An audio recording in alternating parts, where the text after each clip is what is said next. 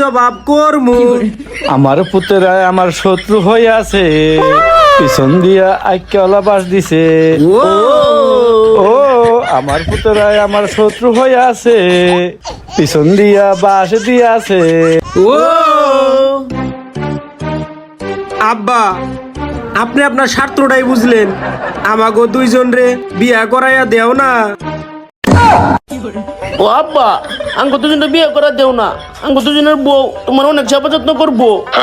তোকে দুইজনের বউয়ের সেবার দরকার নাই, আমার বউয়ের সেবার দরকার। আমার আগে বিয়ে করাই দে, আর নইলে আমার বাড়ি থেকে তোরা দুজনে বাইরে জায়গা।